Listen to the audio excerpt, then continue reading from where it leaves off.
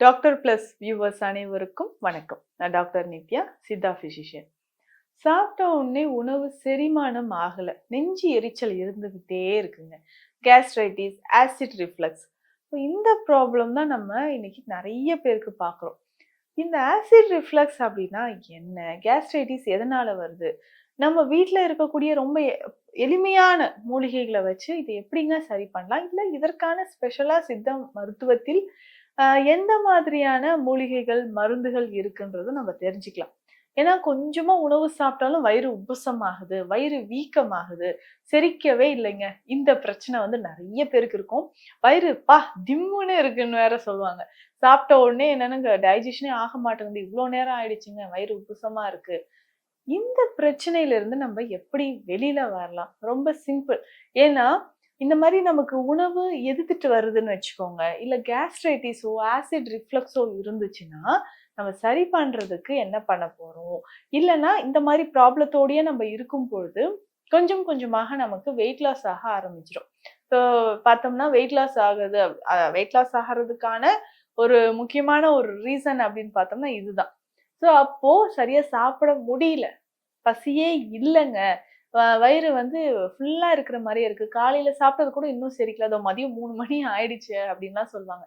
இந்த மாரி எளிமையாக ஜீரணம் ஆவறதுக்கும், வயிற்று பகுதியில கேஸ்ட்ரைட்டிஸ், கேஸ்ட்ரிக் அல்சர் மாதிரியான பிரச்சனைகள் இருந்தா நம்ம எப்படி சரி செய்யலாம்? இத வந்து நம்ம தெரிஞ்சுக்கணும் இல்லையா? அந்த மாதிரி இருக்கக்கூடியவங்களுக்கு நம்ப அ பேசிக்கா என்ன ஹோம் ரெமெடி எடுக்கலாம்? இத வந்து தெரிஞ்சுக்கலாம். பொதுவாக இரவு சரியா தூங்கலன்னு வச்சுக்கோங்க. தொடர்ந்து வந்து இரவு நேரத்தில் உறக்கம் இல்லாமல் இருக்கக்கூடிய நபர்களுக்கு கேஸ்ட்ரைட்டிஸ், கேஸ்ட்ரிக் இரிட்டேஷன் இந்த ப்ராப்ளம் வந்து ஏற்படுது. அப்போ இந்த கேஸ்ட்ரிக் இரிட்டேஷன நம்ம எப்படி சரி செய்யறது? இதுல இருந்து பேசிக்கா நம்ம எப்படி மீண்டு வர்றது? சிலர் வந்து எண்டோஸ்கோப்லாம் பண்ணி பார்த்துருப்பாங்க. வயிற்று பகுதியில வந்து ரொம்ப சின்ன சின்ன புண்கள், இன்ஃப்ளமேஷனும், கேஸ்ட்ரைட்டிஸ் வந்து தெளிவா நோட் பண்ணி குடுத்துருப்பாங்க. இந்த மாரி இருக்கும்போது நம்ம ஃபாலோ பண்ணக்கூடிய வழிமுறைகள்ல முக்கியமானது என்ன? இதுக்கு வந்து நம்ம சித்த மருத்துவத்தில் ஒரு முக்கியமான ஒரு மருந்துகள் இருக்கு. அது என்னன்னா, தண்ணீர் விட்டான் கிழங்கு அப்படின்னு சொல்றோம். பொதுவாக இந்த தண்ணீர் வீட்டான் கிழங்கு வந்து நெறைய நோய்களுக்கு வந்து நமக்கு பயன்படுது. என்னென்ன அப்படின்னு பார்த்தோம்னா, ஆண்கள் தொடர்பான பிரச்சனைகளுக்கும் சரி, பெண்களுக்கு ரொம்ப ட்ரைனஸ் இருக்கு, கர்ப்பப்பை தொடர்பான பிரச்சனைகள், வெஜைனா சரியாகறதுக்கு, இது எல்லாத்துக்குமே நமக்கு தண்ணீர் வீட்டான் கிழங்கு பயன்படுது. இந்த பொடியோட வேறு என்னென்ன தேவை அப்படின்னு பார்த்தோம்னா, ரோஜா இதழ்கள் நமக்கு முக்கியமா தேவைப்படுது. ரோஜா இதழ்கள் வந்து என்ன பண்ணும்? வயிறு பகுதியில் இருக்கக்கூடிய புண்களை குணமாக்கும். அடுத்தது முக்கியமாக மகிழம் பூ நமக்கு தேவைப்படுது. மகிழம் பூவோட ஆக்ஷன் என்னன்னா, அதிகமான உஷ்ணத்தை உடல்ல வந்து நமக்கு அதிகமான உஷ்ணம் இருக்குன்னா, அத சரி செய்யறதுக்கு நமக்கு மகிழம் பூ பயன்படுது. மகிழம் பூ, ரோஜா பூ நமக்கு தேவைப்படுது. இதனோட தாமரையோட இதழ்கள், தாமரை மலரோட இதழ்கள் இதுவுமே வந்து நமக்கு தேவைப்படுது. இதனோட தண்ணீர் வீட்டான் கிழங்கும் எடுத்துக்கணும். அதற்கு அடுத்ததாக சுக்கு, அதுக்கப்புறம் ஏலக்காய். இந்த மூலிகைகள் எல்லாமே எடுத்து நம்ம பயன்படுத்த போறோம். எல்லாமே நல்லா ட்ரை பண்ணிடணும். ஃபர்ஸ்ட் நம்ம தண்ணீர் விட்டான் கிழங்கோட பொடி மாதிரி கிடைச்சா நம்ம வாங்கி வச்சுக்கோங்க. மத்த பொருட்கள் எல்லாமே வெயில்ல நல்லா உலர்த்திட்டு, இத வந்து ஃபைன் பவுடரா எப்படி இந்த தண்ணீர் விட்டான் கிழங்கு மாதிரியே இத வந்து நல்ல ஒரு ஃபைன் பவுடரா அரைச்சு எடுத்து வச்சுக்கணும். இத 2த்தையும் நல்லா மிக்ஸ் பண்ணிக்கணும். தண்ணீர் விட்டான் பொடியையும், இப்போ நம்ம வந்து இந்த ரோஜா இதழ்கள், மகிழம் பூ, தாமரை இதழ்கள், அதுக்கப்புறம் சுக்கு, ஏலக்காய் இது எல்லாமே சேர்த்து நம்ம அரைச்சு வச்சிருக்கோம் இல்லைங்களா? இதையும் இந்த தண்ணீர் விட்டான் கிழங்கையும் ஒண்ணு சேர்த்து நம்ம சாப்பிட போறோம்.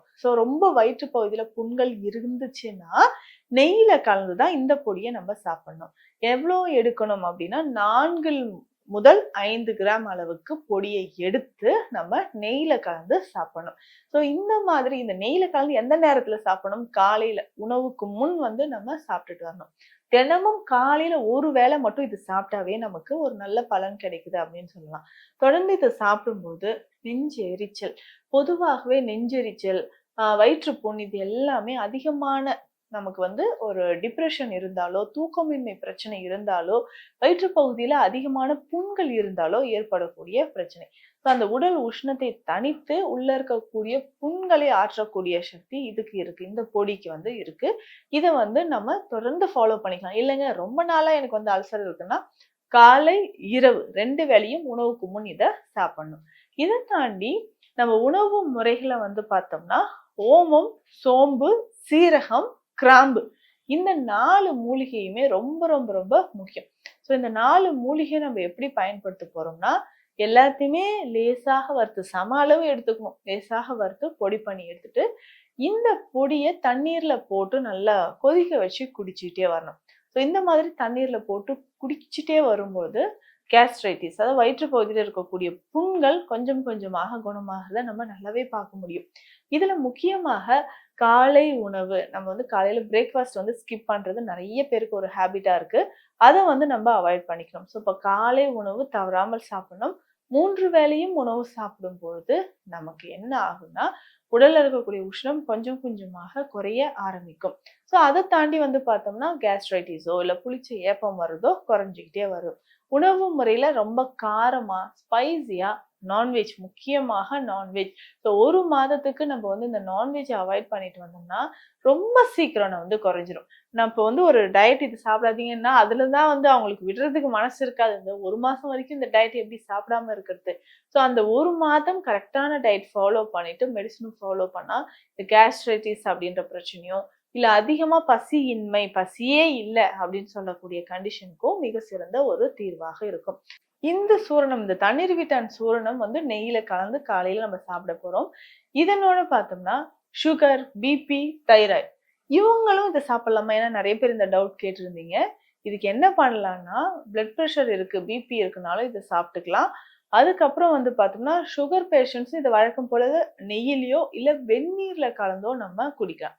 இப்போ இதுவே வந்து நமக்கு கொஞ்சம் கொஞ்சமாக டெவலப் ஆயிட்டே இருக்குன்னா, இதனோட தேன் கலந்தும் குடிக்கலாம். அப்போ டயபெட்டிக் பேஷண்ட்ஸ் வந்து தேனை அவாய்ட் பண்ணிட்டு நெய்யோடையோ இல்ல தண்ணீரோடையோ குடிச்சிட்டு வரலாம். அப்போ இது டோட்டலா நமக்கு என்னன்னா கேஸ்ட்ரைட்டிஸ் மட்டும் கிடையாது. நமக்கு பல பிரச்சனைகளை இதுல இருந்து நம்ம வெளியில கொண்டு வர்றதுக்கும் இந்த சூர்ணம் பயன்படுது. ஸோ அதுக்கு தான் நம்ம சொன்ன மாதிரி சர்க்கரை நோயாளிகளோ, பிளட் பிரஷர், கொலஸ்ட்ரால் இருக்கிறவங்களும் இதை வெந்நீர்ல கலந்து பயன்படுத்தினா ஒரு நல்ல பலனை தரும். நான் சொன்ன இந்த தண்ணீர் விட்டான் சூரணத்தோட சேரக்கூடிய மருந்துகள் என்னென்னன்றது சொல்லிட்டேன். நிச்சயமா அதை வீட்டுல ட்ரை பண்ணி பாருங்க. நல்ல பலன் கொடுக்கும். மீண்டும் அடுத்த பதிவில் சந்திக்கலாம். நன்றி.